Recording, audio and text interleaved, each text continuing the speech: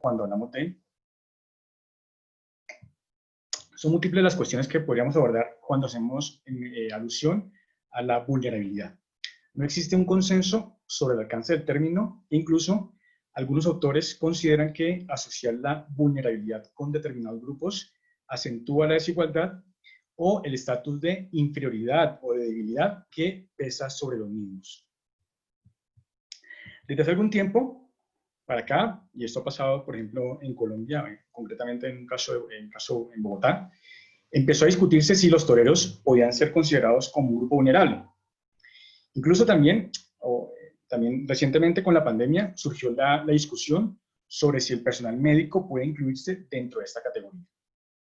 Quizá esta es una cuestión sobre la cual no debería existir alguna postura o planteamiento definitivo, precisamente porque la realidad va fluctuando a la par de las necesidades y las reivindicaciones. Pues bien, sin más preámbulos, les invito a que demos inicio a la actividad, para lo cual les propongo a nuestros panelistas hacer una presentación del tema de investigación en un tiempo máximo de 10 minutos. En ese orden de ideas, doy el uso de la palabra a Juan Carlos Ospina, quien ha denominado su investigación los usos de la desigualdad estructural en la jurisprudencia de la Corte Constitucional. Muchas gracias, Mario. Buenas tardes a todas y todos, a quienes están en este panel, a Agustina, a Sergio, a Alejandro, a Luis y a Daniela, y a las 44 personas, tenemos éxito, 44 personas que están acá asistiendo a esta mesa. Como tengo muy poquitos minutos, pues preparé una presentación, voy a hacerla lo más rápido posible para dejarles sobre todo las ideas principales de esta investigación que he adelantado desde hace más o menos un año en el tema de desigualdad estructural. Cuando nos hablan de desigualdad estructural, como que todos todos pensamos que es algo que ya está concebido, que está suficientemente usado y que adicionalmente existen ciertas claridades sobre cuáles son sus contenidos o elementos sustanciales. Y lo cierto es que no. Lo cierto es que la literatura que ustedes encuentran sobre esta materia últimamente, sobre todo en los últimos 10 años, se titula constantemente desigualdad estructural. Pueden buscar los libros que encuentren en Google, pueden hacerlo en estos momentos y encuentran muchos títulos de desigualdad estructural, pero cuando ingresan a los documentos, pues nunca se discute qué es la desigualdad estructural y cuáles son sus contenidos y cuáles son sus instrumentos. ¿Por qué una desigualdad es estructural o por qué no es estructural? Y eso, ¿por qué es relevante para un análisis, por ejemplo, frente a la relación del derecho en Latinoamérica? Y esta fue la pregunta que me hice hace cerca de un año sobre este tema. Quería hablar de desigualdad en el acceso a los bienes y recursos escasos por parte de población vulnerable en Colombia para mi tesis doctoral, y lo que encontré fueron múltiples usos de la desigualdad estructural y poca aproximación en relación con su definición o aproximación. Y entonces lo que me pregunté es qué es la desigualdad estructural, también qué no es la desigualdad estructural, cómo se caracteriza y por qué es o no relevante hablar de desigualdad estructural en el contexto latinoamericano o en el contexto de la garantía de derechos. Así las cosas, pues hay como un uso común de la expresión. Ese uso común se refiere sobre todo a problemas que son considerados importantes desde la órbita del derecho o de la economía, por la creciente discusión en relación con la desigualdad, también por la creciente discusión en relación con la pobreza. Si ustedes miran los objetivos de desarrollo del milenio, no encuentran nunca la expresión desigualdad, sí encuentran la expresión pobreza, porque normalmente la discusión sobre la desigualdad en el plano económico se lleva a cabo a través de la discusión sobre la pobreza, que sin duda genera una aproximación distinta sobre sus causas o consecuencias. También ha sido utilizada en contextos de discriminaciones históricas o de problemas sociales complejos que están normalmente como en dos vías. Un concepto que no requiere una explicación, pues el propósito sobre todo sensibilizar sobre los impactos del derecho, que es lo que encuentro normal o habitual en la literatura sobre este tema, y de otra parte un concepto que requeriría alguna reconstrucción racional para valorar su utilidad. por ejemplo, en la comprensión de los problemas sociales latinoamericanos o, por ejemplo, en la comprensión o explicación de algo que Mario mencionó y es la vulnerabilidad o la protección constitucional reforzada o las condiciones de debilidad de cierta población y en esa medida las condiciones especiales de protecciones del Estado para la garantía de sus derechos. Lo que hice fue entonces aproximarme desde diversos ámbitos. Obviamente lo que hice fue utilizar doctrina y literatura de este tema. En Sudáfrica hay buenas discusiones sobre este asunto, en Australia también, en Estados Unidos sin duda, pero lo que quiero hacer en estos minuticos que me quedan es concentrarme en la lectura que le ha dado la Corte Constitucional a la expresión desigualdad estructural. Y entonces quisiera, y antes de abordar cuáles son las 4 aproximaciones que ha dado la Corte Constitucional, plantear que de el análisis que he efectuado sobre este tema, uno podría plantear que la desigualdad estructural es el más grande obstáculo para el goce efectivo del derecho a la igualdad y es el más grande obstáculo para el goce de derechos de las personas que están en condiciones de vulnerabilidad. Y uno encuentra que eso es así porque hay una afectación sustancial en el núcleo de los derechos vinculados a los ciudadanos que ejercen reclamos sociales o porque son problemas que están alimentados o son producidos por fallas estructurales en el funcionamiento del Estado. Y hay entonces las 4 aproximaciones. La primera ha sido en relación con las relaciones laborales, la segunda ha sido en relación con el desarrollo económico, la tercera ha sido en relación con la discriminación histórica de las mujeres y la cuarta en relación con la población en situación de discapacidad. La Corte Constitucional ha utilizado la expresión desigualdad estructural en 18 providencias judiciales. De esas 18, 14 son sustanciales, es decir, son 14 de las cuales pueden derivarse análisis y reflexiones sobre su contenido y le ha servido a la Corte para explicar las complejidades de los problemas sociales que le han llevado a su conocimiento o para soportar decisiones en cada uno de estos asuntos. Empiezo con el primero, los voy a pasar muy rápido. En materia laboral, pues lo que ha hecho la Corte Constitucional es que hay una desigualdad estructural intrínseca en la relación laboral y que esa desigualdad intrínseca está basada en 3 elementos. En un sistema económico que conecta el capital y el trabajo, obviamente el capital en cierto dominio en relación con los contenidos del trabajo, el rol de subordinación o dependencia jurídica y económica de los trabajadores frente a los empleadores y la voluntad y completa libertad contractual no son posibles en la medida en que efectivamente el trabajador está sometido a una relación frente al capital. Frente a esto, entonces, ha dicho la Corte Constitucional que entender la relación laboral como una relación con una desigualdad estructural le permite entender al Estado que tiene una obligación directa de compensar con normas constitucionales o legales esta relación que es desigual.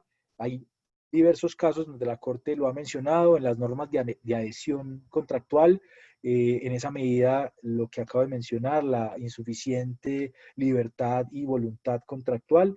También esto en relación con el arbitramiento, la tendencia que se ha dado en los últimos años de que a través del arbitramiento se resuelvan problemas laborales y obviamente la imposibilidad de algunos sectores del trabajo de acceder a las condiciones que se requieren para acudir al arbitramiento. Y por qué no, pienso yo que en relación con este asunto uno podría plantear la idea de RAPI o de otro tipo de relaciones que hoy no gozan ni siquiera con condiciones de acceso a seguridad social y pues en ninguna otra medida con otros derechos laborales relacionados con su vinculación. Lo segundo sería el uso de esta expresión en relación con la discriminación histórica de las mujeres. No voy a ahondar mucho, creo que es un asunto que es conocida por todos y todos. La importancia de reconocer una discriminación histórica, la importancia de reconocer las violencias históricas contra las mujeres a partir de prejuicios y estereotipos de género, entender que es una violencia, es una discriminación estructural que está perpetuada o que busca perpetuar un orden social previamente establecido a partir de relaciones disímiles y pues lo que está haciendo esta expresión de la Corte, que es donde más la ha utilizado, ha sido destacar la importancia de que los jueces y las autoridades comprendan que es una labor del Estado y de las autoridades judiciales entender una perspectiva de género y adicionalmente entender las condiciones de desigualdad estructural de las mujeres en relación con el derecho y a partir de eso exigir que con normas jurídicas se pueda equiparar o equilibrar la relación o las relaciones en diversos aspectos frente a las mujeres.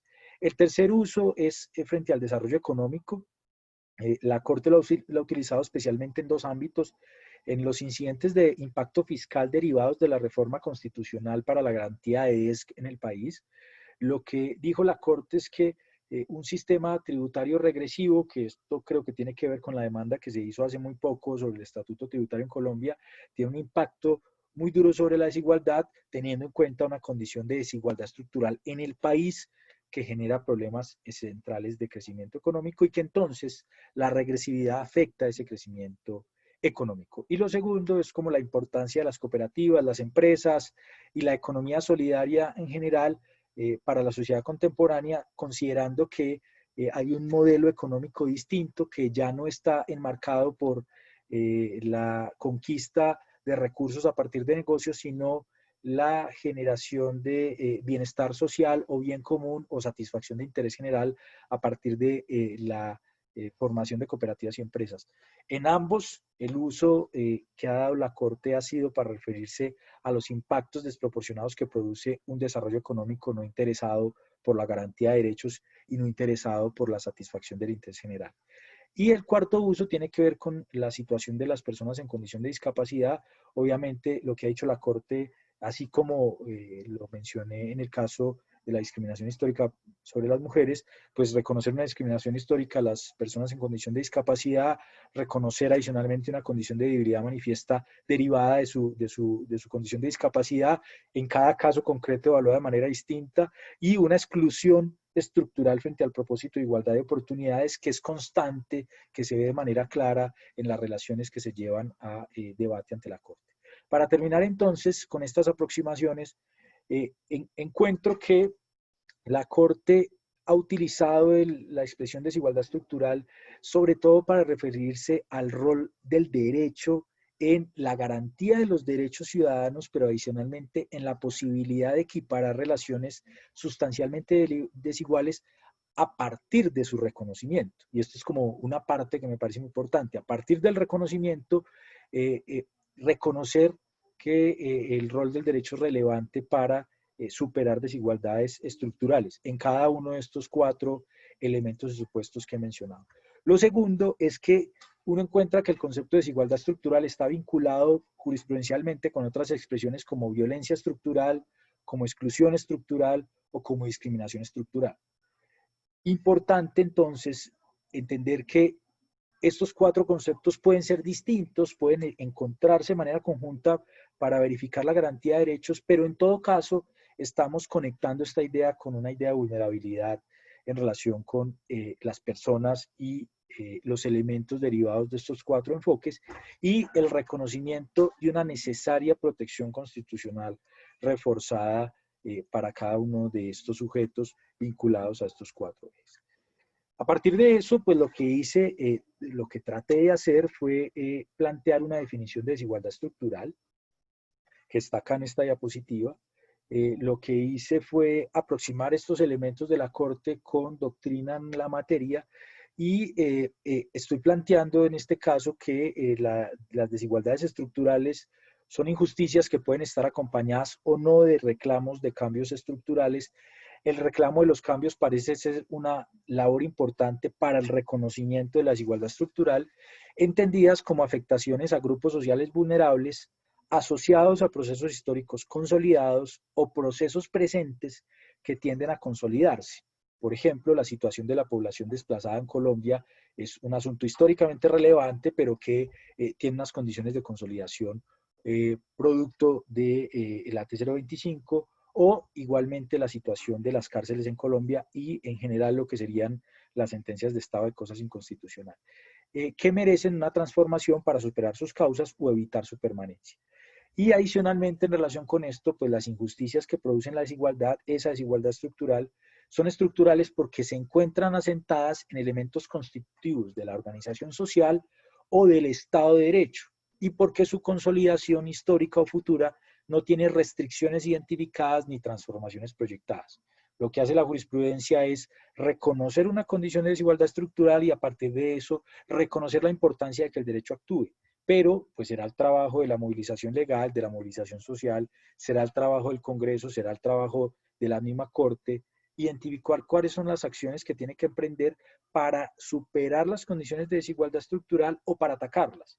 Y pues como lo mencionaba ahorita, en relación con las relaciones laborales, pues hay una serie de actuaciones que hay que surtir para que se puedan equiparar las relaciones en diversos escenarios, pero igual, por ejemplo, en el tema de discriminación histórica contra la mujer o contra las personas en situación de discapacidad, pues uno encuentra que hay un rol relevante del derecho para, a partir del reconocimiento de la desigualdad estructural, atacarla y emprender con ello una comprensión mayor de los usos de la discriminación histórica y de los usos de la desigualdad estructural en la formación del derecho y adicionalmente en nuestra propia lectura de los problemas latinoamericanos.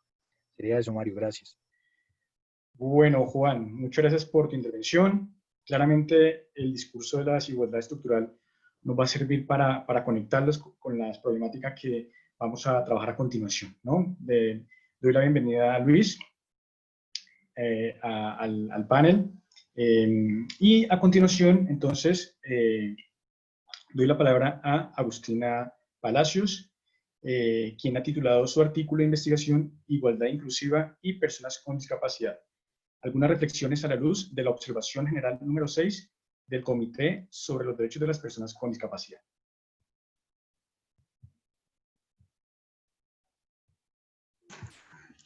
Muchas gracias, muy buenas tardes, es un placer enorme estar aquí. Muchas gracias Mario Ospina, mi querido amigo, por la invitación y bueno, un placer compartir este momento con todos ustedes. Un poco tomando, ¿no? Esta perspectiva que acaba de plantear tan brillantemente Juan, me voy a quedar con algunas reflexiones, voy a tomar esto que él dijo en relación a estas dimensiones que han sido identificadas por la Corte Constitucional, ¿no? Y que son, en relación a las personas con discapacidad, la discriminación histórica, la debilidad manifiesta y la exclusión estructural, ¿no? de todos los ámbitos de la vida en relación al ejercicio de los derechos en igualdad de condiciones que el resto. A mí me parece que para situar a la discapacidad como grupo en situación de vulnerabilidad y en un contexto, ¿no? de desigualdad estructural, tenemos que siempre tener presente que la discapacidad puede concebirse desde 3 dimensiones que interactúan, que son realmente necesarias de visibilizar. Y la primera es la condición de discapacidad, ¿no? Que es esa dimensión individual, ¿no? Que de alguna manera genera o ha generado un factor de identidad, ¿no? Un factor a partir del cual se puede construir o destruir una identidad.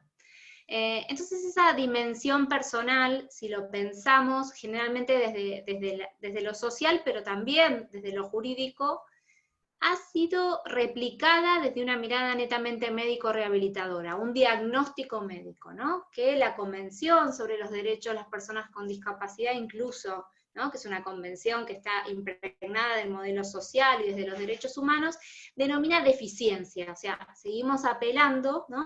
al definir esa dimensión que tiene que ver con la condición de la persona, a un déficit, una minusvalía, y todos los adjetivos que a ustedes se les pueden ocurrir y que no tengo tiempo de describir, pero que sabemos que realmente repercuten en la identidad, de la construcción de la identidad de la discapacidad, que ha sido siempre una identidad que se ha construido desde afuera y básicamente a partir de un diagnóstico médico. Coloniza la vida de la persona con discapacidad.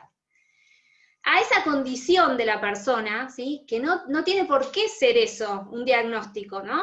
Que por eso se está también deconstruyendo a partir del propio movimiento de personas con discapacidad, pero que lo ha sido y muchas veces lo sigue siendo.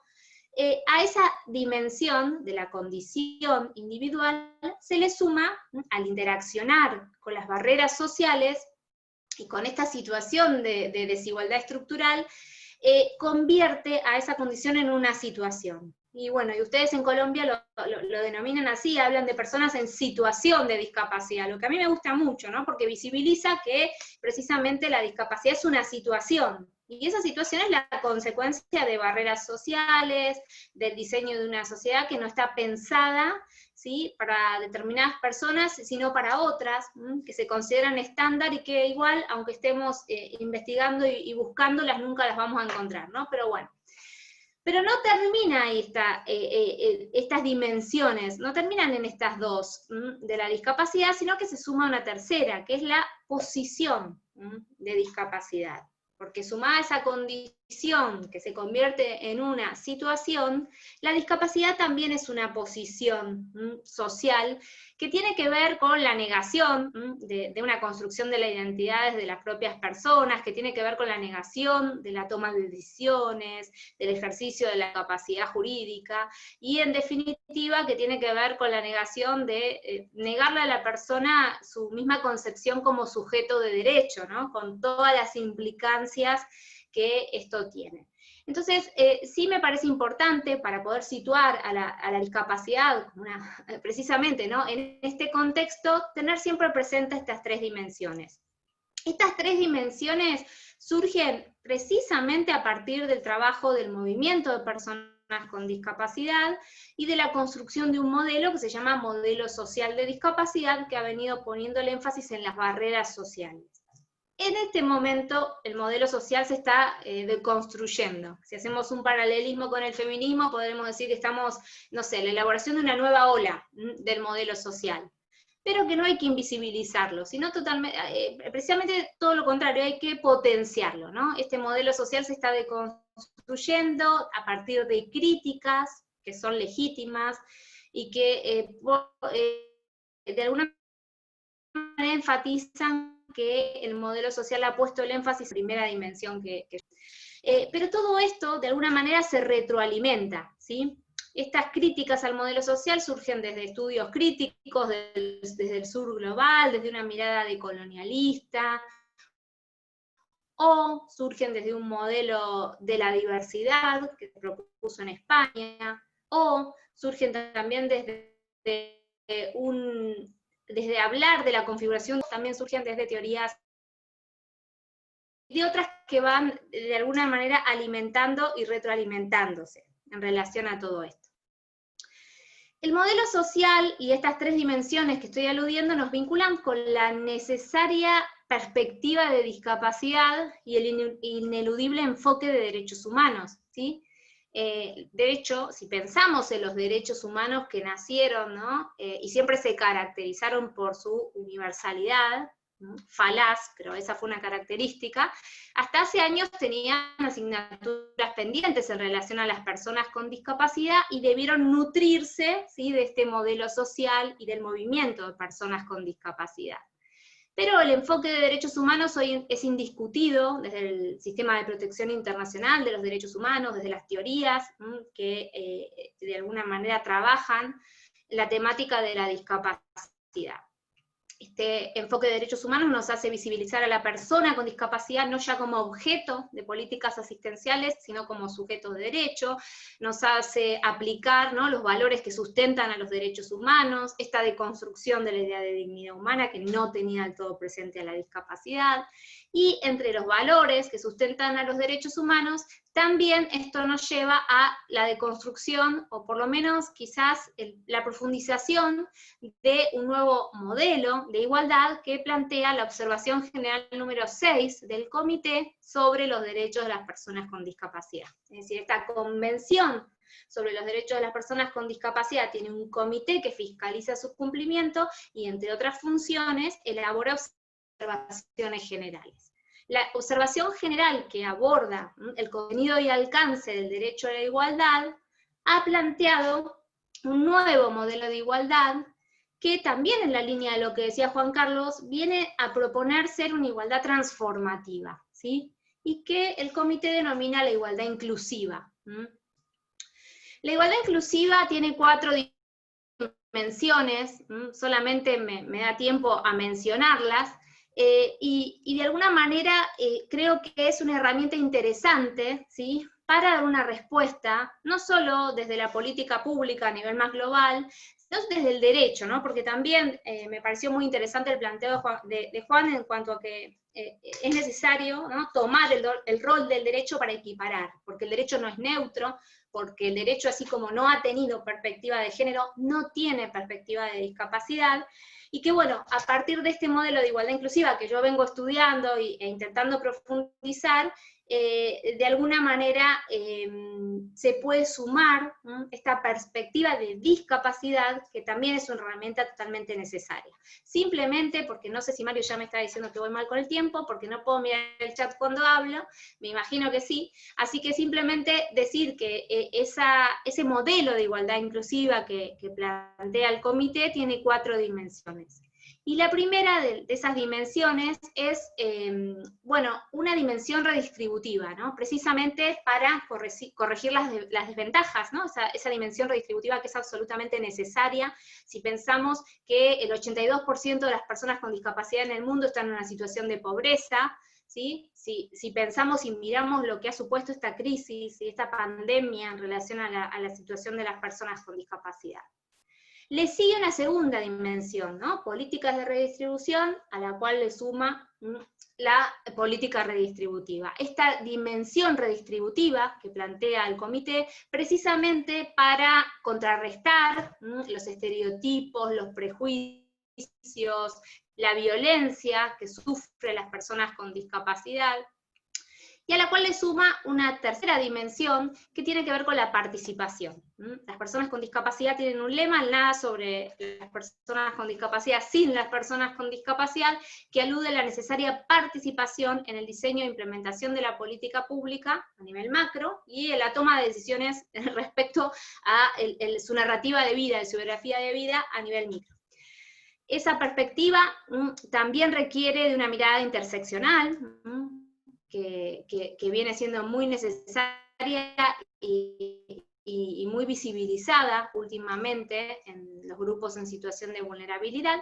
Y finalmente, suma el comité, es una dimensión que denomina de ajustes, ¿no? Para de alguna manera ajustar esta diversidad y proponer un cambio estructural, para lo cual necesitamos seguir profundizando en la accesibilidad universal como derecho, como contenido esencial de los derechos, como parte de la igualdad y la no discriminación, pero también como derecho subjetivo. En nuestra región, ya termino, la Convención Interamericana para la Protección de los Derechos de las Personas Mayores alude específicamente a este derecho a la accesibilidad y a la movilidad personal. Y creo que esto también es una herramienta muy importante para incorporar un verdadero diseño universal que logre alcanzar una accesibilidad universal y que tenga en cuenta la diversidad desde la adopción de ajustes razonables y, por supuesto, el acompañamiento a través de los sistemas de apoyo. Todas estas herramientas que la igualdad inclusiva viene de alguna manera a dar contenido en el contexto específico de la discapacidad. Bueno, era eso lo que quería comentar hasta ahora. Muchas gracias.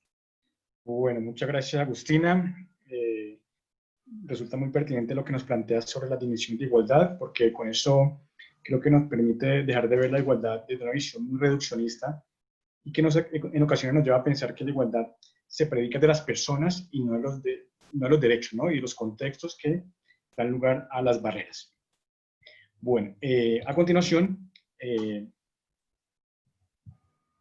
cedo el uso de la palabra a Luis Peña, quien ha titulado su presentación La desigualdad estructural y su impacto en la restricción al derecho a vivir en familia de niñas, niños y adolescentes. Apuntes desde el constitucionalismo colombiano. Muchas gracias. Buenas tardes, Mario. Buenas tardes, Juan, Agustín, Alejandro, Sergio, y a todas las personas que pues nos están escuchando seguramente con atención, porque al menos estas 2 primeras intervenciones han dejado pues un panorama muy amplio de este tema que estamos conversando. Bien, el tema que a mí me interesa conversar con ustedes y dialogar es a partir de una investigación que estoy realizando en algunos países de América Latina sobre el fenómeno que se ha denominado históricamente como institucionalización.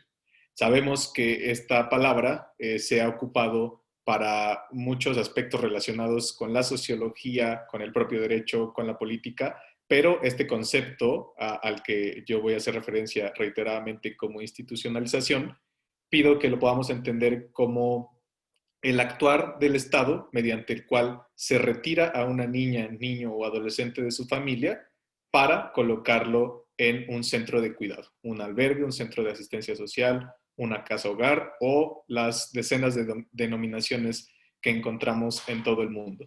Y que esa acción del Estado, desde luego, restringe uno de los derechos más básicos de toda persona menor de edad, que es el vivir en familia.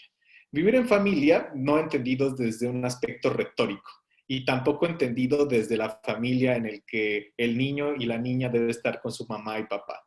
Eso no es lo que me interesa cuestionar y creo que ese es un aspecto superado ya desde hace mucho tiempo, hablando de que la familia tiene una diversidad de composiciones y que todas estas diversidades deben ser protegidas y reconocidas por el derecho. Bien, digamos que situándonos en un primer punto de análisis de mi ponencia, yo quisiera abordar por qué afirmo que niñas, niños y adolescentes pueden ser más susceptibles a ser colocados en situación de vulnerabilidad. Yo me sumo a las posturas anteriores, no creo, y hay doctrina al respecto, de que en este caso niñas, niños y adolescentes por el hecho de nacer nazcan vulnerables, más bien es el contexto. A veces es la irresponsabilidad familiar, a veces es que el Estado nunca llega o ha llegado muy tarde, esas condiciones que van sumando y colocando a las personas menores de edad en situación de vulnerabilidad. Y bueno, esta situación de vulnerabilidad ha sido reconocida históricamente por el derecho internacional de los derechos humanos y tan es así que en la Declaración de los Derechos del Niño, que tiene más de 60 años, de 1959, se estableció que por su falta de madurez física y mental, niñas, niños y adolescentes requieren de protección y asistencia especiales e incluso de la debida protección legal y de las instituciones. Y bueno, si bien podríamos pensar que este criterio es paternalista, si lo habláramos en un sentido general, sí, pero yo creo que tiene mucho sentido, porque ¿qué hacemos con un niño de 1 año que no tiene posibilidades de ejercer plenamente sus derechos, que no tiene posibilidades de siquiera pedir ayuda y que necesariamente va a depender de personas adultas para la realización de sus derechos? Entonces, esas propias condiciones, muchas de edad y por las que todas las personas van a pasar, colocarán a niñas, niños y adolescentes en situación de vulnerabilidad en la medida en que sus familias carezcan, desde mi perspectiva, de derechos económicos, sociales y culturales. Es decir, partiendo de que las familias asumen este deber de responsabilidad de cuidado de sus hijas o hijos, la única manera en la que no estarían en posibilidades de cumplirlo es cuando su propio contexto se los impide, cuando tiene circunstancias que los rebasan, que las rebasan y que es imposible proveer educación a sus hijos, proveer salud a sus hijos, proveer recreación a sus hijos y un demás cúmulo de derechos que son sumamente necesarios para el desarrollo de la niñez. Aquí creo que un aspecto a tener en consideración es que las leyes han buscado que estas situaciones de vulnerabilidad sean atendidas por el Estado. Y de hecho, la Convención sobre los Derechos del Niño, al igual que, por ejemplo, la Constitución colombiana, establece una corresponsabilidad entre la familia, la sociedad y el Estado. E incluso, pues, una ley que a mí me parece muy bien estructurada que ustedes tienen, que es la Ley 1098 de 2006, donde se define toda la materia de restablecimiento de los derechos de la niñez, habla justo de esta corresponsabilidad que tenemos para disminuir esas condiciones o situaciones de vulnerabilidad. Y bien, partiendo de que en muchas ocasiones es imposible atacar o corregir esas situaciones de vulnerabilidad, que aparte están arraigadas a aspectos estructurales, históricos, de las que no es fácil que las personas se desprendan, hay cifras muy alarmantes a lo largo de América Latina. En el caso particular de Colombia, un estudio que realizó Javier Palumo hace 9 años reveló que había cerca de 300 casas de cuidado de niñas, niños y adolescentes en Colombia y que había casi 13,000 niñas, niños y adolescentes privados de su derecho a vivir en familia. Si vemos ese número en un contexto pues, de personas, de vidas humanas, de gente que no está creciendo, que no está desarrollando, a mí me parece brutal un número que implique miles de niñas, niños y adolescentes que por decisión del Estado tienen restringido ese derecho a vivir en familia. Como apunte general también para reconocer desde luego los errores del país de donde yo soy, que es México. En México tenemos al día de hoy casi 30,000 niñas, niños y adolescentes viviendo en casi 1,000 centros de cuidado.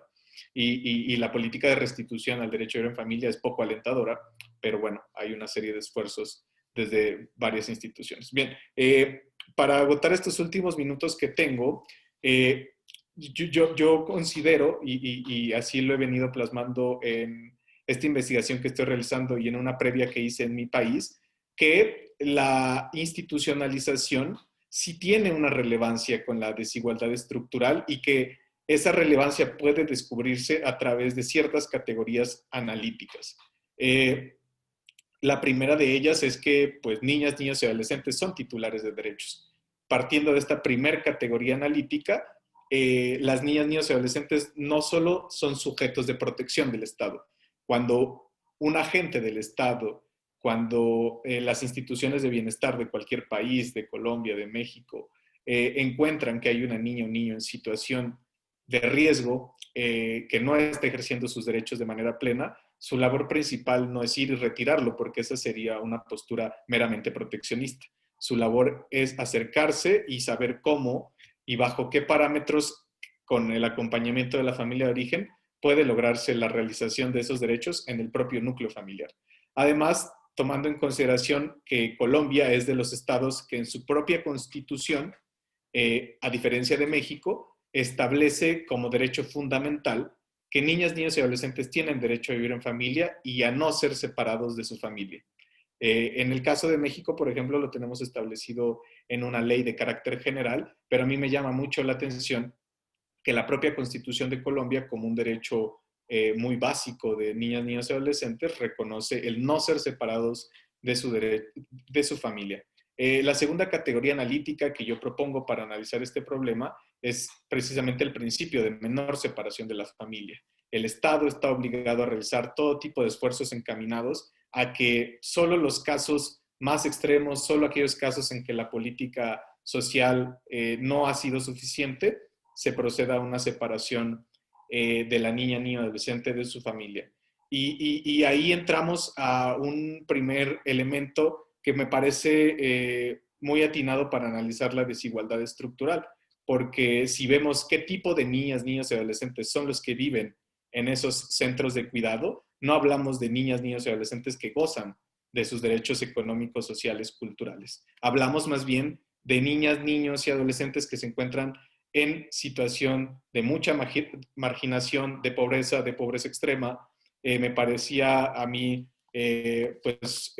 muy revelador también el dato que han estado dando por toda la mañana, afirmando que hay 12% de la población de Colombia en situación de pobreza extrema y naturalmente esas personas van a estar imposibilitadas de ejercer una paternidad, una maternidad responsable y eso, pues al menos aparentemente, colocará a las niñas, niños y adolescentes en una situación en la que sus derechos están siendo vulnerados.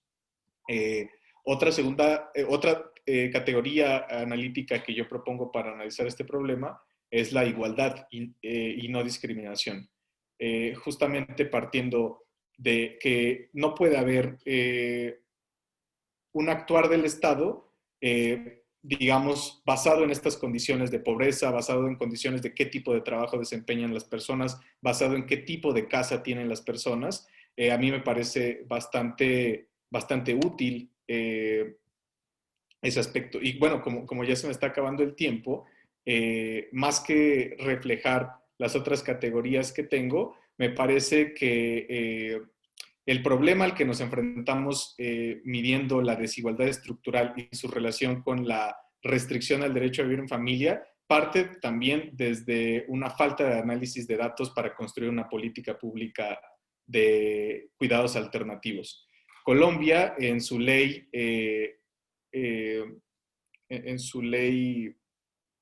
1098 de 2006, establece una serie de medidas que incluyen, digamos, al último, no separar a niñas, niños y adolescentes, pero a mí me causa mucho conflicto que esas medidas queden a disposición y a libre criterio de los agentes estatales y que no exista como tal una relación pues bien trazada de la jerarquía de esas medidas. Es decir, ¿qué debo hacer primero?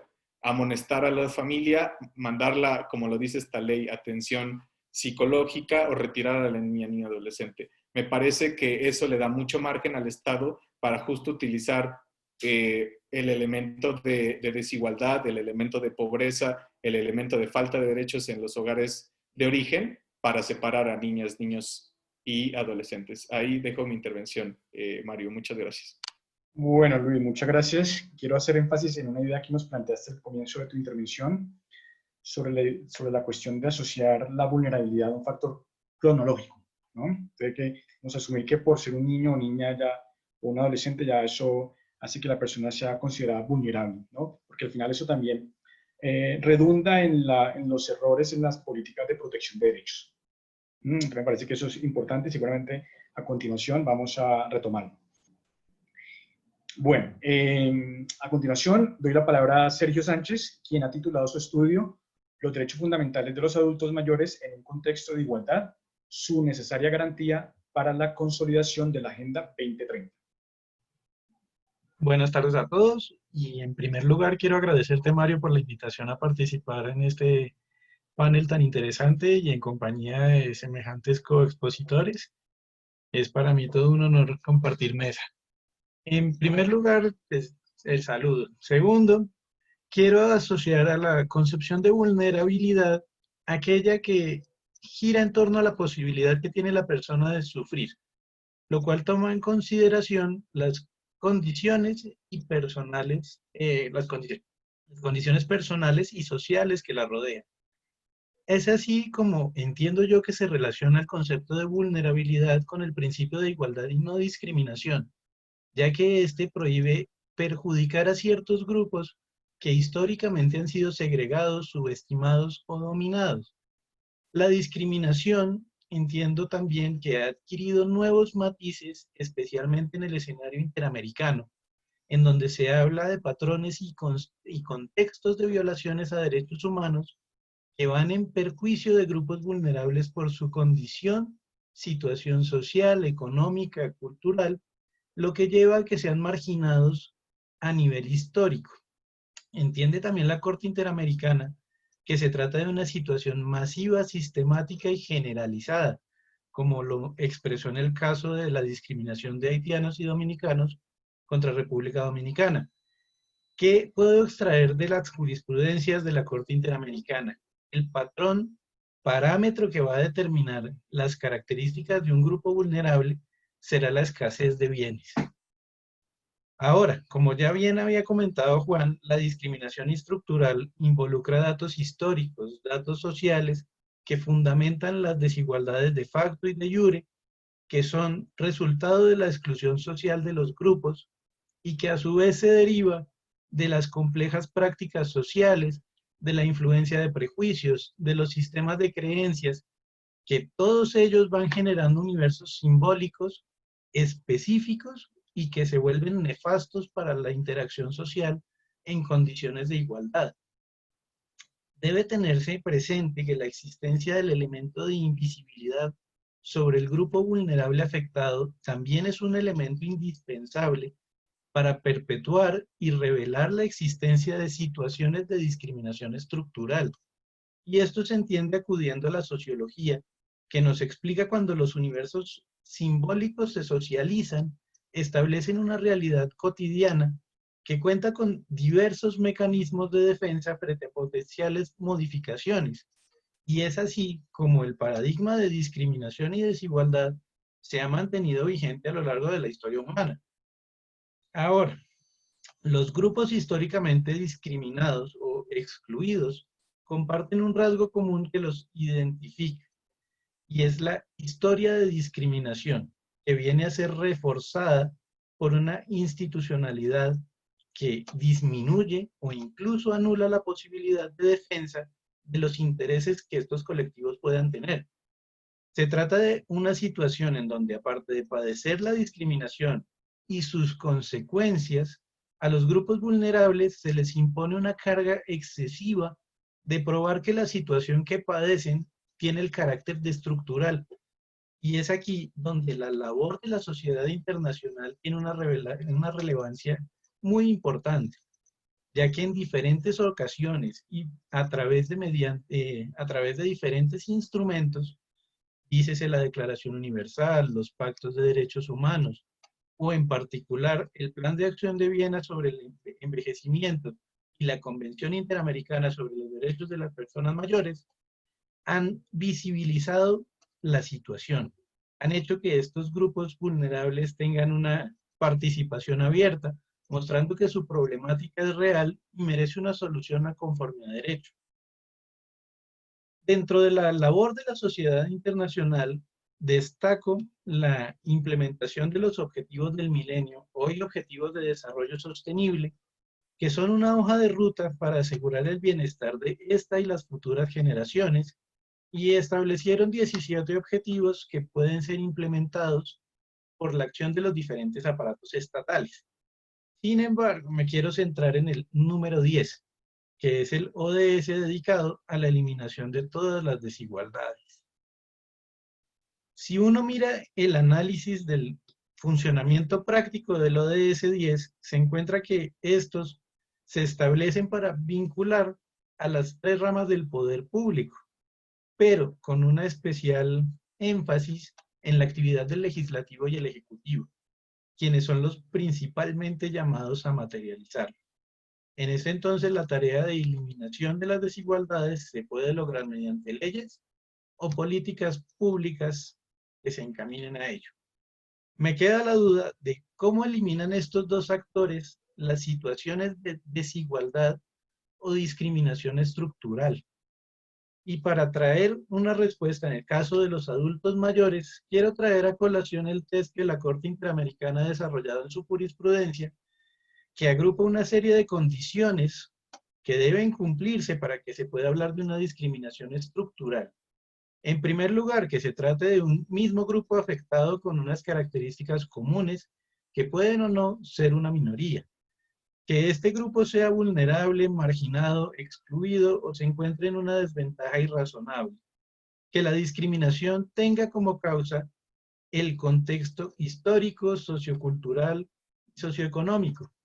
Que existan patrones sistemáticos, masivos, colectivos de discriminación y que la política o medidas normativas que se adopten creen una situación de desventaja irrazonable o no aporten algún elemento de solución sin importar los elementos intencionales. Con esto en mente puede entenderse que frente al adulto mayor existe una situación de discriminación estructural, puesto que se trata de adultos mayores que por sus circunstancias de edad han sido puestos en una situación de vulnerabilidad mediante la práctica del aislamiento, entendido en un concepto prepandemia.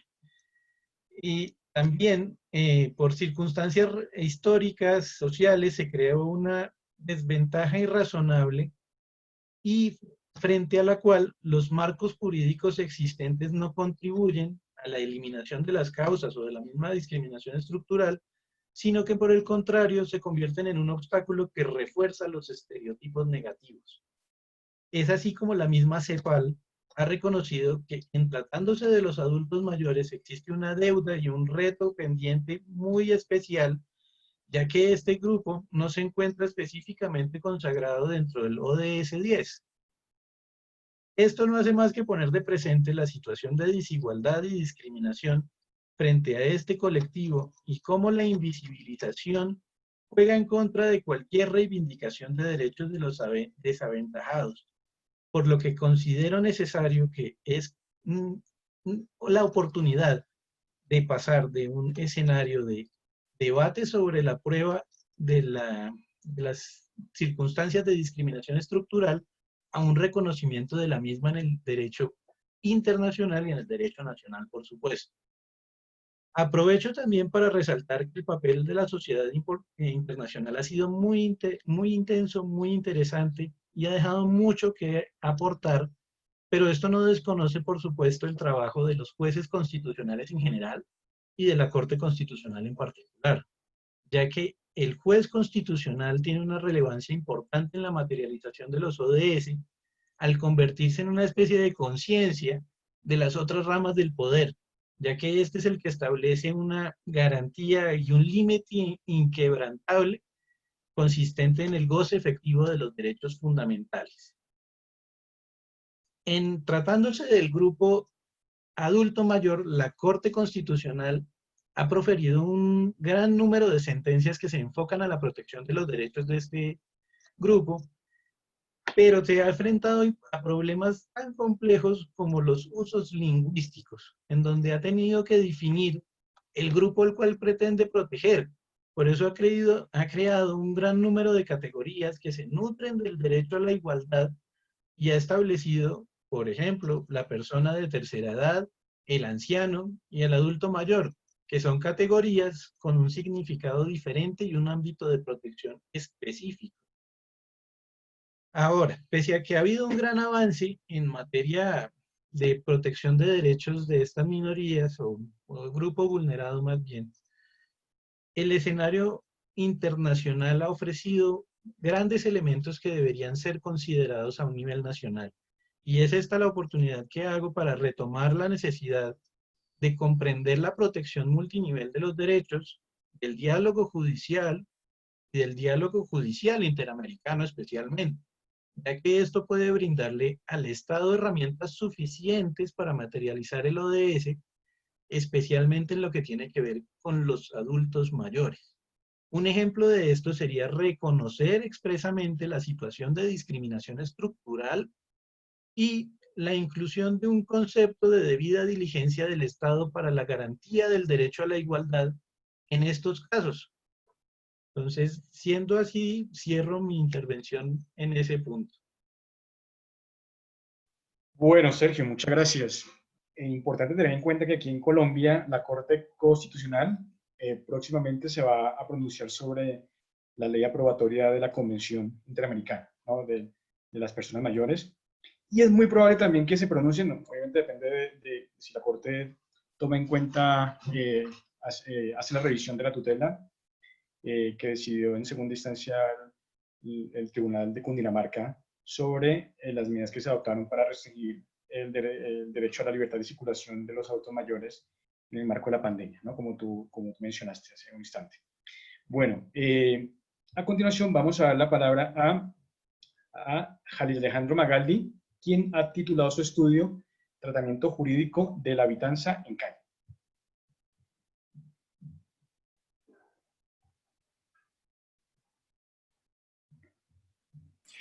Bueno, pues muy buenas tardes para todas, para todos.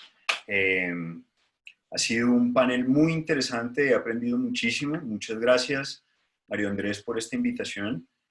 Muchas gracias a Agustina, a Luis, a Sergio y también a Juan por sus exposiciones tan interesantes. Yo traigo un tema que he venido investigando en los últimos en el último año, también en los últimos meses, durante este año, en compañía de un monitor, un investigador joven del departamento, Pablo Rodríguez, a quien aprovecho para extender mis agradecimientos por su interés en este tema y por su coautoría en ese artículo del que les voy a hablar hoy.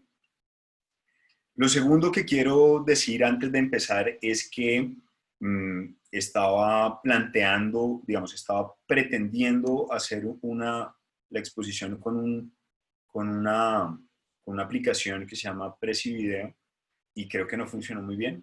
Entonces ahora ustedes me imagino que ven como un marco y la presentación más pequeña y esto. Entonces, bueno, trataremos ahí de solventar esto. Yo trataré como de aumentar la letra, que se debe ver bastante más pequeña de lo que en principio esperaba que sucediera, pero bueno, no, un poquito de de comprensión al respecto les pido. Bien, esto se... Ok, entonces ya entrando un poquito más en materia, ¿yo de qué les voy a hablar? Les voy a hablar de las perspectivas del tratamiento jurídico de lo que en Colombia se ha venido llamando la habitanza de calle, ¿sí? ¿Cómo ha sido entendido en Colombia la habitación, la habitanza de calle? Jurídicamente, ¿no? Y bueno, también socialmente, tiene mucho que ver. Y esto, digamos que nos ha permitido, este estudio nos permitió ver como unas suertes de modelos, unas perspectivas de acercamiento al problema, digamos, o al fenómeno de la habitanza de calle, que son básicamente 4 modelos que podríamos hablar o podríamos identificar: el modelo de la prescindencia, un modelo de autonomía, un modelo médico o que entiende a la habitanza de calle como un problema de drogadicción, y un modelo muy reciente y aún bastante incompleto de integral de derechos humanos. Entonces voy a explicarlos tratando de hacerlo muy rápidamente y espero llegar a unas conclusiones que puedan ser lo más interesante que pueda dejar esta corta intervención. Bueno, entonces en primer lugar vamos a ver esto de la postura, de la perspectiva de la prescindencia. Y es como la perspectiva más utilizada, llamémoslo, durante mucho tiempo en el Estado colombiano. Se puede ver en diferentes leyes antes de la Constitución del 91, pero lo que es muy interesante es que también en disposiciones normativas más recientes. Había unas leyes por allá del 36, que ustedes ven allí en pantalla, la ley 48, un decreto 522 del 71, que no se referían exclusivamente a la habitación de calle o a las personas que habitan la calle, sino a los mendigos, y digamos que los equiparaba, ya les explico por qué, a la habitanza de calle. Y entonces la mendicidad estaba prohibida, y la idea o la consecuencia de esta prohibición era que debían ser trasladados y de alguna manera confinados en una colonia agrícola, ¿no? Entonces este modelo que digamos se presentaba allí se basa en una idea fundamental, y es que las personas que habitan la calle son normalmente personas que pueden ser peligrosas o que pueden ser malolientes, incómodas, que afectan sobre todo un criterio estético de la sociedad, y la solución básicamente consistía ante esta molestia en excluirlos, en prescindir de ellos, en llevarlos donde no pudiéramos verlos, donde pudiéramos obviarlos. Sin embargo, una de estas disposiciones, el decreto 522, se refería a que quienes no tuvieran casa y familia debían ser trasladados a esas colonias agrícolas, pero quienes tuvieran casa y familia debían tener un tratamiento desde su domicilio, ¿no? O por consulta externa. Es decir, aquí podemos ver cómo finalmente el tema de habitar la calle o no termina siendo relevante para la prescindencia de estas personas en la sociedad. Un segundo modelo que podemos identificar es el modelo de la autonomía. Es un modelo muy interesante porque es una respuesta directa al modelo de la prescindencia, y lo encontramos principalmente con posterioridad a la entrada de la Constitución del 91. Básicamente lo que plantea allí la Corte, más bien, este es un modelo que se ve en pronunciamientos de la Corte Constitucional cuando decide las demandas de inconstitucionalidad de las normas que vimos anteriormente. Y entonces la Corte en esta perspectiva pues dice, mire, la Constitución garantiza la dignidad humana, el libre desarrollo de la personalidad, y con ello lo que se termina es prohibiendo una un modelo perfeccionista donde solamente hay una forma correcta de vivir la vida en sociedad. El Estado, por lo tanto, no tiene la competencia para tomar una decisión que le concierne exclusivamente a la persona, y habitar la calle es una opción legítima de vida y por lo tanto requiere el respeto por parte del Estado, ¿no? Esto se puede ver en diversas decisiones de los primeros años, de los años 90, e incluso en una decisión muy reciente que ustedes también verán aquí en pantalla en un instante, del 2017, que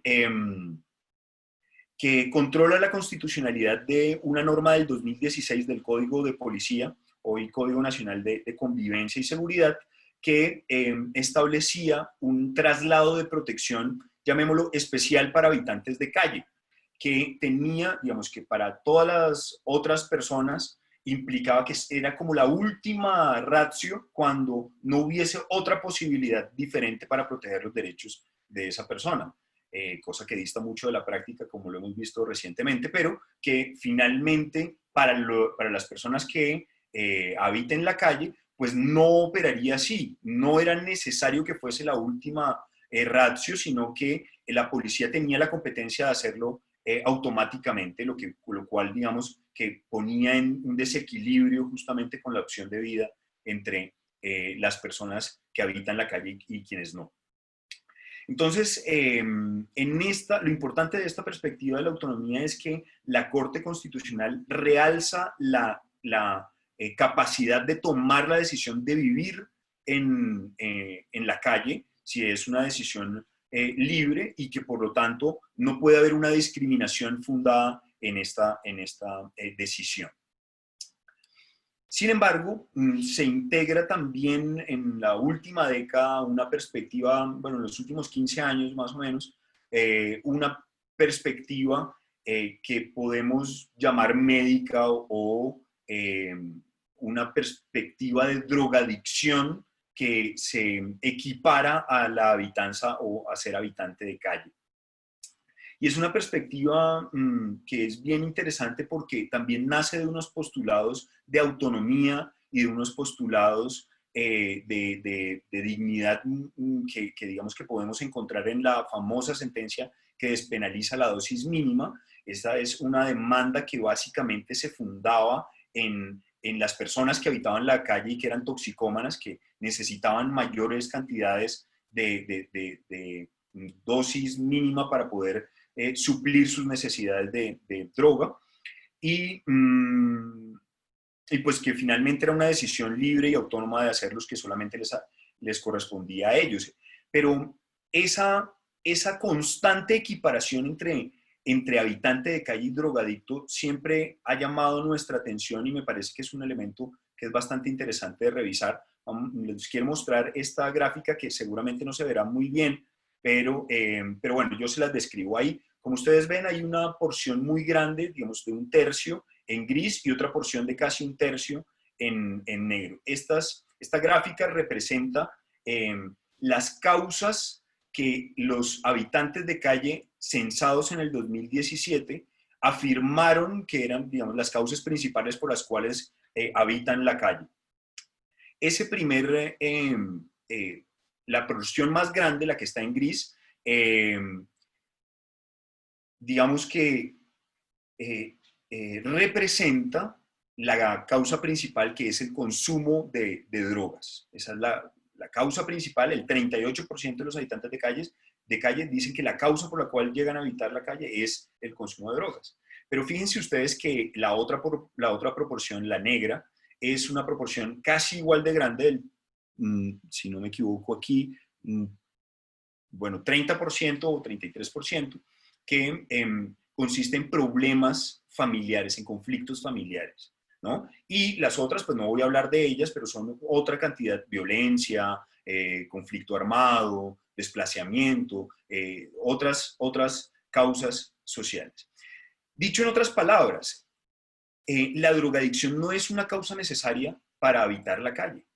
En cambio, esta gráfica sí no la traje, pero el mismo censo muestra que todas las personas, el 94% de las personas que habitaban la calle afirmaban ser consumidoras habituales de drogas. Eso lo que nos supone, lo que nos permite ver es que no es una causa, pero sí es la consecuencia, digamos, más importante de habitar la calle, la drogadicción, lo cual nos permite de alguna manera entender que esa perspectiva médica tenía un razonamiento que pudiese ser como lógico en el Estado colombiano, y que dio lugar de alguna manera a algunas decisiones para contrarrestar la drogadicción. Entre ellas una reforma constitucional que prohibió el consumo de drogas, pero trataba, digamos, o pretendía introducir un tratamiento médico a la drogadicción en el artículo 49 de la Constitución, y esto lo que hizo fue no realmente, digamos, que se estableciera una prohibición absoluta del consumo de drogas, sino que se tratara de un problema de salud pública, la drogadicción, y en esta equiparación, el problema, digamos, de la habitanza de calle. Entonces, esto generó que en el 2012 se hiciera una ley para la atención a la drogadicción como un problema de salud pública, y que se empezara también unos litigios constitucionales, varias sentencias en las que se luchaba porque las personas que habitaran la calle pudiesen obtener, digamos, tratamientos para su adicción a las drogas. Una perspectiva adicional, digamos, más reciente y más interesante, es la de una perspectiva integral de los derechos humanos. ¿Por qué esta perspectiva integral? Porque la habitanza de calle no es solo un problema de consumo de drogas. Y siempre ha habido un reduccionismo típico a ese asunto, pero no es tan simple. Y por esta razón, digamos que a través de algunas decisiones y en particular de unas leyes, de la ley en particular 1641 que establece los lineamientos de política pública para la habitanza de calle, digamos, se integran unos elementos adicionales al elemento de salud, ¿no? Que no solamente es el de salud física, sino mental, emocional, pero también se integran elementos que están muy vinculados con lo que mis compañeros y compañeras ponentes han dicho esta tarde, y es el problema de la marginación, de la pobreza, de la exclusión social que está asociada a la drogadicción y que está sobre todo asociada a la habitanza de calle, y que por lo tanto una solución para la habitanza de calle como un problema, digamos, social, supone todas estas aristas, ¿no? Esto se ve en diferentes decisiones, no voy a poder avanzar un poco en ello porque ya no tengo tiempo para esto, pero definitivamente me permite llegar a unas conclusiones. A ver, tal vez una última cosa antes de pasar a las conclusiones, es que estas políticas públicas no han sido implementadas, y ha sido la Corte Constitucional en diferentes decisiones, en la decisión que ustedes ven allí en pantalla, de C-385 del 2014, pero también la decisión que también ven allí un poquito más abajo en verde, T-043 del 2015, digamos que fueron decisiones que permitieron que la Corte impulsara a través de unas sentencias que podríamos calificar como microestructurales, la toma de decisiones en torno a las políticas públicas de la habitanza de calle. Voy a tocar tres conclusiones muy rápidamente. La primera conclusión es que los modelos de presidencia y el modelo médico, aunque aparentemente pueden llegar a ser bien intencionados en alguna medida, son modelos que tienen discriminaciones intrínsecas, que implican la segregación, la exclusión, o que implican la subvaloración de una persona, reduciendo el asunto a simplemente la cuestión médica. El modelo de la autonomía, que es muy valorado, estoy seguro, por algunos de los miembros de esta mesa, sin embargo, ha servido para la para el reduccionismo en cuanto a la habitanza de calle. Fíjense ustedes, tan interesante esto.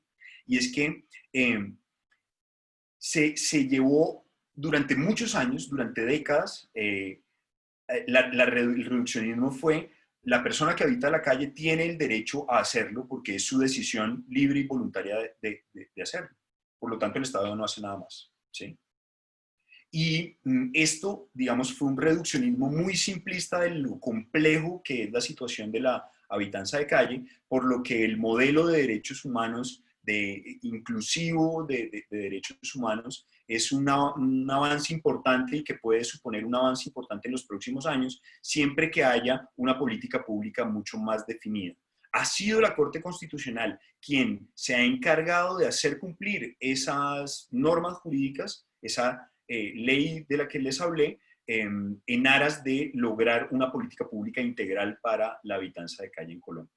Bueno, muchísimas gracias. Sé que me pasó unos minutos, me excuso. Muchas gracias, María. Bueno, Jalil Alejandro, muchas gracias por tu intervención. Recuerdo que hace poco en la universidad hicimos una intervención ante la Corte justamente por una demanda de un artículo del Código de Policía que sancionaba a las personas que hicieran necesidades fisiológicas en la calle, ¿no? Entonces aquí entraba en tensión en lo que tiene que ver con el espacio público, pero también lo que tiene que ver con la imposibilidad que tiene una persona, una habitante de calle, de poder acceder a un servicio sanitario, ¿no? Entonces también es interesante para nuestro debate. Bueno, tenemos muy poco tiempo ya, he recibido varias preguntas de la persona que está asistiendo al panel, y entonces voy a hacerles, si les parece, les voy a hacer una pregunta intentando recoger varias inquietudes de las personas que nos acompañan en el día de hoy, y les pediría el favor que contestáramos o que le dedicáramos un tiempo no superior o no mayor a 5 minutos, en lo posible, ¿no? Y la pregunta, bueno, digamos, mi inquietud es la siguiente, y la inquietud también, pues, que recoge algunas inquietudes de las personas que participan o que asisten al panel, sería la siguiente: ¿qué relación tiene el concepto de vulnerabilidad con el de sujetos de especial protección o acciones afirmativas? Esa sería la primera parte de la pregunta, ¿no? Relación del concepto de vulnerabilidad con el de sujetos de especial protección o acciones afirmativas. Y lo segundo sería: ¿qué efectos puede llegar a tener que un grupo sea considerado vulnerable en cuanto a la protección de la autonomía individual o a la posibilidad de elegir libremente un plan de vida? Es decir, es una pregunta que realmente ¿no?, que se subdivide en dos partes. Y la primera tiene que ver con el concepto, con digamos, la vinculación que existe entre el concepto de vulnerabilidad y sujetos de especial protección, que así lo ha manejado la Corte Constitucional Colombiana. Y la segunda pregunta es: ¿qué efectos tiene que un grupo sea considerado vulnerable frente a la autonomía, ¿no?, a la posibilidad de elegir un plan de vida o sencillamente a la posibilidad o el derecho a decidir? Y si les parece bien, pues le damos la palabra inicialmente, ¿no? Cambiamos el orden de las intervenciones y le damos la palabra inicialmente a Jalil Alejandro. Bueno, pues muchas gracias. Son preguntas muy, muy interesantes que suscitarían una respuesta más larga, pero quiero decir un par de cosas. Lo primero es que hay una relación muy importante entre vulnerabilidad, bueno, sujetos de especial protección y acciones afirmativas. A pesar de que el concepto de vulnerabilidad es bastante todavía etéreo, ¿no?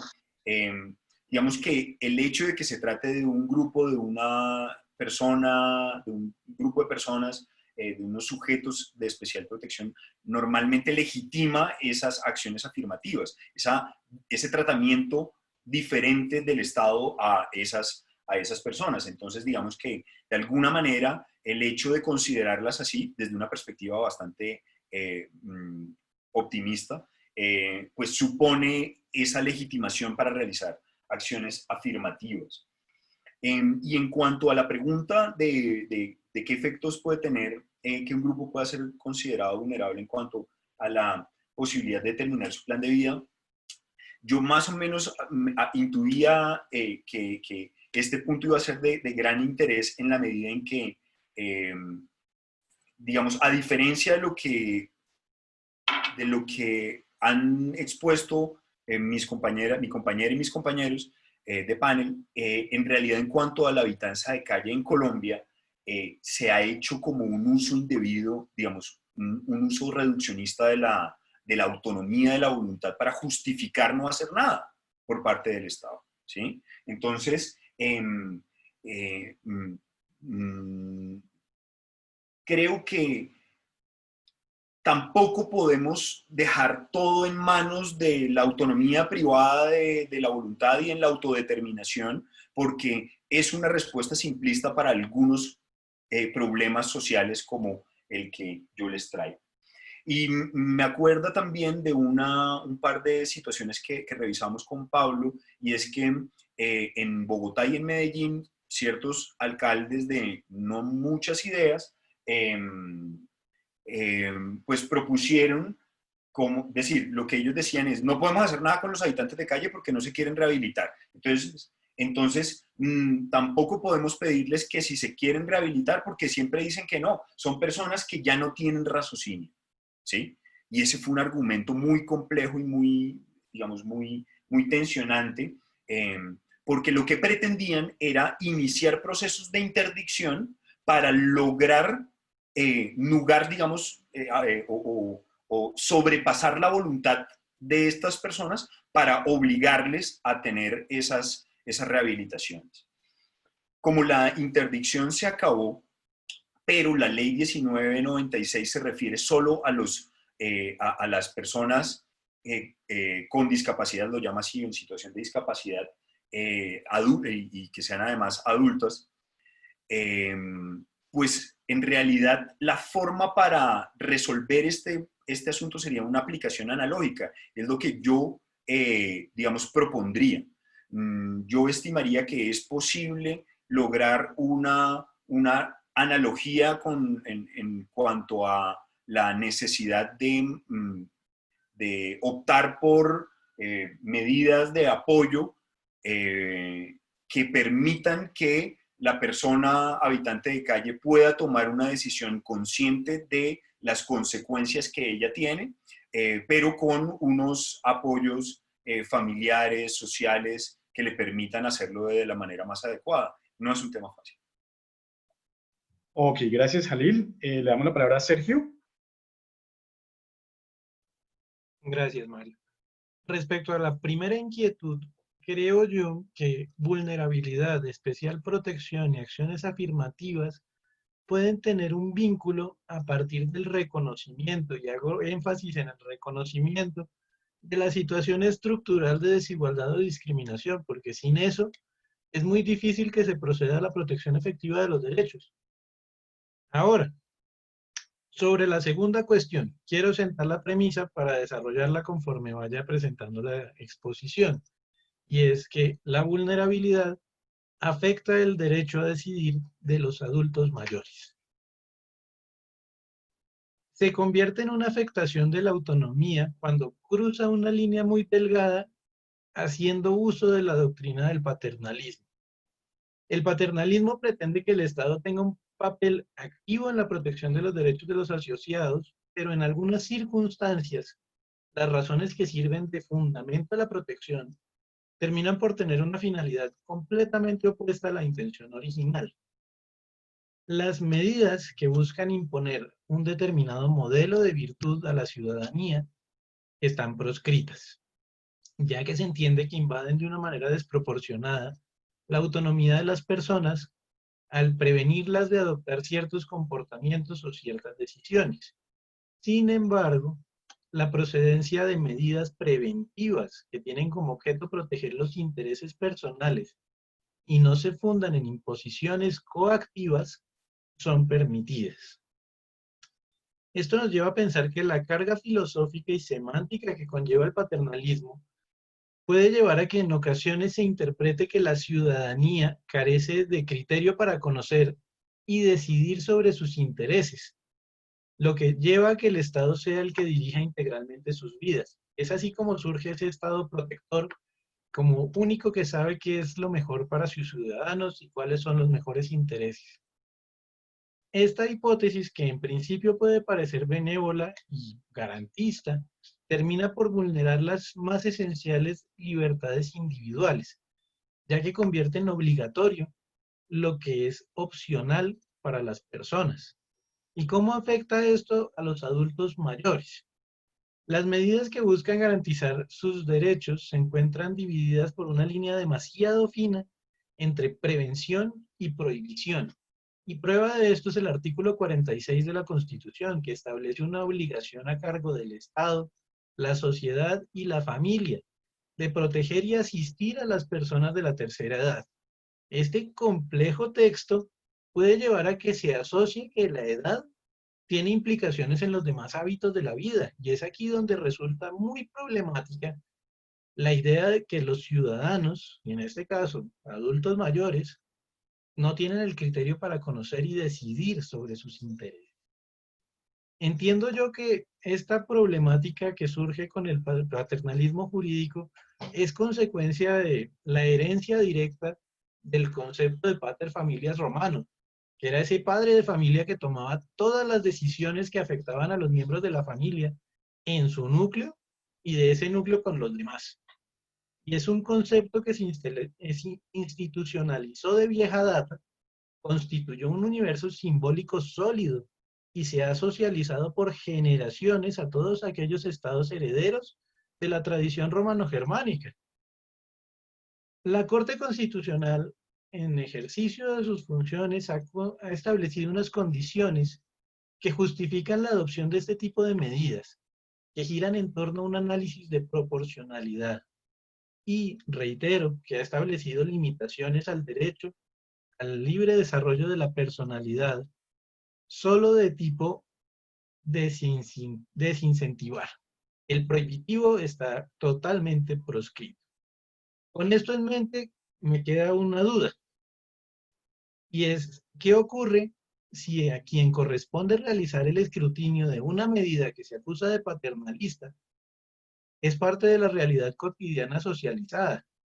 Este es un tema que evidentemente excede al derecho y hace que éste tenga que acudir a otras disciplinas, como la sociología, que presenta a su vez un serio cuestionamiento sobre los métodos interpretativos, especialmente la ponderación o el juicio de igualdad según se trate, ya que el patrón de comparación se construiría desde una premisa errada, que sería consistente en otorgar un trato desigual entre iguales, que derivaría en una restricción de derechos aparentemente justificada.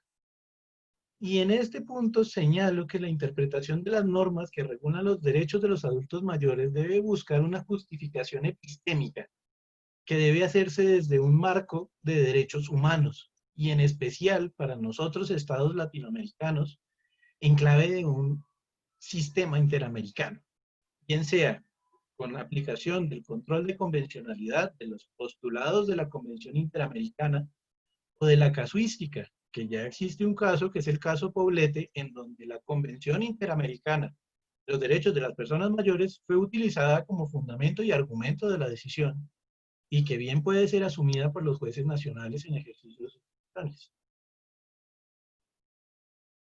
Ok, Sergio, muchas gracias. Le damos la palabra a Luis. Muchas gracias, Mario. Pues también me parecen complejas las preguntas, pero al final del día también respecto a la primera me iría porque sí, hay una relación, debe existir una relación sin duda entre la situación de vulnerabilidad y aquellos grupos que serán considerados como merecedores de protección reforzada. Creo que es imposible pensar en construir una protección reforzada en la ley sin tomar en cuenta que existe un grupo desaventajado, un grupo en situación de vulnerabilidad que necesita medidas adicionales, llamémoslas acciones afirmativas, para salir de esa circunstancia por la cual, de la cual por sus propios medios le sería muy complejo o imposible o le llevaría mucho tiempo. Entonces, creo que ambos conceptos están relacionados y también partiendo, como lo dijo Alejandro Magaldi, pues desde una postura optimista, pues apostemos a eso, ¿no? A que sea de esta manera y que sea un hilo secuencial que nos permita construir más protección reforzada para quien la merece y pues acciones afirmativas para acelerar la igualdad sustantiva, independientemente de qué grupo y qué derecho se hable, ¿no? Respecto a la segunda pregunta, me parece bastante interesante porque tiene mucha injerencia en el tema que yo les he platicado, que es la restricción del derecho a vivir en familia. ¿Quién decide y cuándo decide? ¿Acaso un niño de 2 años va a poder decidir por sí mismo, ejerciendo su autonomía progresiva, si quiere o no quiere ser separado de su familia? Pues será imposible para él, es una carga, se le impondría una carga excesiva incluso. Ahora, un adolescente puede hacerlo, una niña de 6 años puede hacerlo, un niño de 8 años puede hacerlo. Hay una edad mínima establecida por el derecho internacional de los derechos humanos. Lo cierto es que no. A partir de la Convención sobre los Derechos del Niño se establece que toda persona menor de edad tiene derecho a participar y a ser escuchado, y que esa participación sea tomada en cuenta por las autoridades, ya sea administrativas o judiciales, para emprender una decisión. Esto supone una carga para el Estado en que antes de adoptar una decisión que afectará directa o indirectamente la vida de una niña ni un adolescente, debe pasar pues justo por un filtro de participación y de escucha activa de la niña ni adolescente. Lo cierto es que no se hace. Y no se hace justo por estas categorías tan abiertas que tienen las leyes de protección en América Latina, que hablan justo de condiciones de vulnerabilidad, y que una ley, pues es complejo, que vamos, si aquí estamos peleándonos y debatiendo por qué debemos entender por vulnerabilidad, pensemos en un agente estatal que mira su código, mira su ley, y dice que él puede separar a una niña, niño, adolescente cuando lo ve en condiciones de vulnerabilidad. ¿Cómo construye ese juicio? ¿A partir de qué categorías? Desde luego no son a partir de las categorías que yo les propuse, porque eso es más bien un ejercicio académico. Y por eso para mí representa un serio problema aquellas legislaciones que no tienen una prelación establecida de medidas. Y desde luego que no tienen garantías judiciales y administrativas que respeten el debido proceso de niñas, niños y adolescentes para ser escuchadas, para ser escuchados, previo a que se ejerza una separación. Yo estuve revisando algunos casos de la Corte Constitucional de Colombia, y justo me encontré con uno que resolvió el 26 de agosto de 2009, y se trata de un niño de 3 años que en noviembre de 2008 fue separado de su madre por supuestamente haberlo encontrado en situación de abandono. Lo curioso es que la Corte Constitucional dice que en ningún momento se probó la situación de abandono, porque la madre estaba con él, y la madre fue quien abrió la puerta a los agentes que acudieron ahí con una supuesta denuncia, ¿no? Y pues un montón de criterios discriminatorios, por lo que se acreditó el abandono o la afectación a los derechos del niño, es que tenía el pelo largo. Y la Corte Constitucional termina concluyendo que eso, pues además de no estar permitido por la Constitución y no estar permitido por ninguna norma de derecho interno o internacional, tiene desde luego un carácter sumamente discriminatorio, ¿no? Que pensar que un niño tiene una condición de vulneración de derechos por el simple hecho de estar abandonado. Yo cerraría diciendo que hay una obligación reforzada impuesta para el Estado en todo proceso que afecte a niñas, niños y adolescentes. Y ya ha quedado atrás en términos formales en las leyes esta idea de que las y los adultos deben decidir desde una visión tutelar qué es lo que más le beneficia al niño, ¿no? Nosotras podríamos pensar en qué le beneficiaría más a un niño que va pasando por la calle solo, pero no es un juicio válido o no es una metodología válida. Debe haber un proceso de escucha que ponga al centro siempre a la persona menor de edad, y cuando no se hace, siempre habrá una violación justo a su derecho a decidir un proyecto de vida, a su derecho a la libre autonomía y su derecho a decidir como elemento fundamental para conducirse, ¿no? De la manera que ella o él quiera. Gracias. Bueno, Luis, muchas gracias. Cedo el uso de la palabra a Juan. Gracias, Mario. Sobre la primera pregunta, yo plantearía que, por lo menos constitucionalmente, hay varios grupos que han sido protegidos o que han sido declarados por la Corte como sujetos de especial protección constitucional o con una protección constitucional reforzada. madres cabeza de familia, niños, niñas y adolescentes, personas de la tercera edad, personas en situación de discapacidad, personas que sufren enfermedades catastróficas, recluidos en establecimientos penitenciarios, víctimas del conflicto, habitantes de calle. Es decir, hay una serie importante de una presunción de protección constitucional derivada de condiciones de discriminación, de exclusión o desigualdad.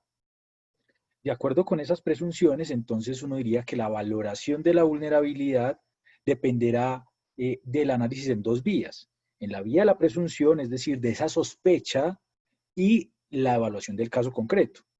Lo que quiere decir entonces que, yendo al punto final de la pregunta, la acción afirmativa es una respuesta del Estado necesaria en relación con esos dos elementos. Acciones afirmativas en relación con esa presunción, es decir, hacer todo lo necesario para eliminar la discriminación, la exclusión o la desigualdad en términos generales, en términos de política pública, en términos de aplicación del derecho, y asimismo en el caso concreto, es decir, que la sospecha tenga una valoración fidedigna a partir de los hechos y que se pueda verificar que la sospecha es real o que la sospecha no es real en el caso concreto. Para ponerlo un poco en el ejemplo constitucional de acceso a bienes escasos como vivienda o tierra, la acción afirmativa sería una especie de prioridad en el acceso, por ejemplo, a programas de vivienda entre estos grupos sobre los cuales hay una protección constitucional, y también hay un concepto que normalmente se utiliza como sin distinción, discriminación inversa o acción afirmativa. Por lo menos en términos constitucionales, la discriminación inversa ha estado más cerca al concepto de acceso preferente como una sola ruta o una sola vía de acceso a bienes escasos. Frente a la segunda pregunta, los efectos de la Declaración de Vulnerables sobre el derecho a la autonomía, yo, poco conectándolo con mi presentación, diría que hay una consecuencia de la protección jurídica versus la voluntad. Si tomamos estos elementos de protección constitucional reforzada que acabo de señalar, uno diría que la necesidad de una protección jurídica es clave, sin duda está atada a conceptos de vulnerabilidad, pero es necesaria la existencia de una protección jurídica deliberante, que creo que es algo que han mencionado acá, y es la necesidad de que esa protección jurídica esté siempre acompañada de una valoración sobre la voluntad, sobre la apreciación, sobre las consideraciones de la persona que está sometida a esa protección jurídica.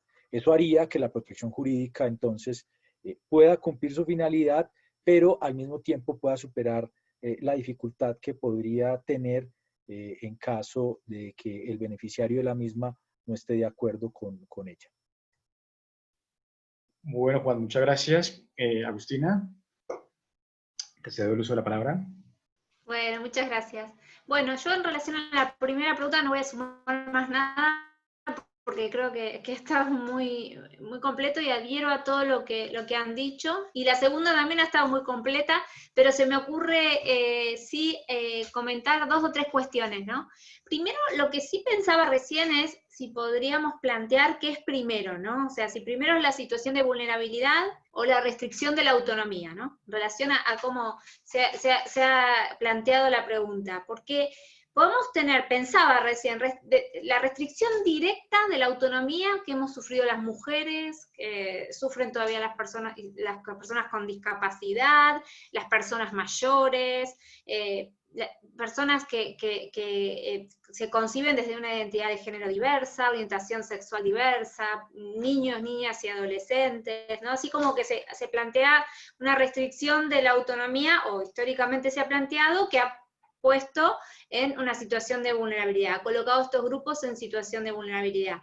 Y también, eso de manera más directa, digamos, a través de leyes y demás, también podría ser de manera indirecta la restricción de la autonomía a partir de la no satisfacción de necesidades básicas, que tampoco permiten tener un proyecto de vida, y ahí estaba pensando en las personas en situación de calle, o perdón la terminología, no sé si es la correcta, pero también podría, ¿no? Podría estar. Esto lo dejo, pero no sabría afirmarlo, pero bueno, un poco en Argentina, no sé si en otros países se utiliza esto que es primero el huevo o la gallina. acá me parece que se podría aplicar esta misma duda, ¿no? En cuanto a la situación de vulnerabilidad y la restricción de la autonomía. Pensaba también en las intersecciones, ¿no? Se ha planteado un caso, Luis lo ha planteado, de un niño, hablabas de la institucionalización, Luis, ¿no? Y yo voy a traer un caso que tiene varias intersecciones de cuestiones que se han hablado aquí, y tiene también institucionalización o separación del niño, en el caso por razón de la discapacidad de su madre. El caso llegó a la Corte Suprema en el año 2016 y se conoce comúnmente como el caso Marisa en Argentina. Y fíjense acá cómo confluyen, ¿no? Cuestiones que se han estado hablando, hemos estado compartiendo el día de hoy. Era una mujer adulta con discapacidad intelectual, a la cual había tenido un bebé y le irrumpe el sistema de justicia, porque en realidad fue así, le irrumpe el sistema de justicia en su vida, a ella y al bebé. ¿Qué sucede? A través de la hermana, y este dato no es menor, su hermana tenía un proceso de incapacidad en el sistema de justicia. La trabajadora social de ese proceso de su hermana se entera, ¿me siguen? Que esta mujer había sido madre y que tenía discapacidad intelectual.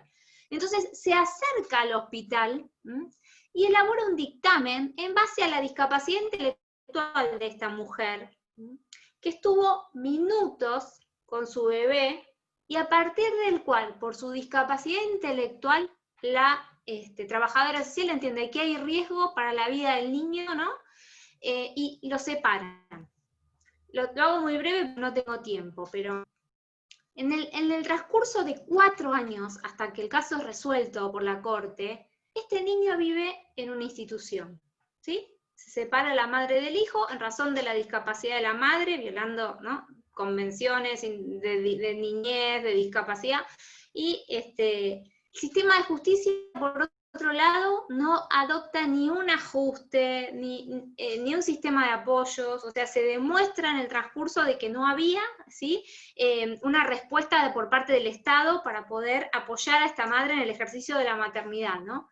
Pero han pasado cosas tan insólitas en ese proceso que esta mujer con discapacidad intelectual, en un momento, ¿no?, donde siempre mostró voluntad de querer recuperar a su hijo, fíjense este detalle, recibe una cédula de notificación en su casa donde se le intimaba que en el plazo de 5 días fuera al juzgado con un plan de vida para el niño, ¿no? Una mujer que, bueno, y se muestra el caso cuando llega a la Corte, muestra todas las falencias del sistema, o sea, desde el Estado que no hubo apoyo de ningún modo. Otro dato interesante, en el medio de estos 4 años, donde el niño ya estaba digamos, donde se había habilitado la situación de adoptabilidad del niño, ¿sí?, por abandono, la mujer esta había tenido otro hijo, ¿sí?, que tenía 2 años, donde afortunadamente el sistema de justicia no se enteró, y con el niño pudo ejercer su derecho al maternaje, y el niño tuvo el derecho a estar cerca de su madre, con el apoyo, eso sí, del abuelo, ¿sí?, o sea, de su propio padre, del abuelo del niño.